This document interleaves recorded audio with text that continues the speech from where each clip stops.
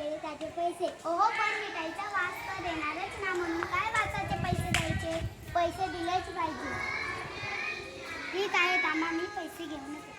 आई, भाजी कुठून आणलं? शिल्लक कशाची पहिली दे गं मला. अगं, पण कशाला? अगं आई, ती एक गमत आहे, तू पण चल.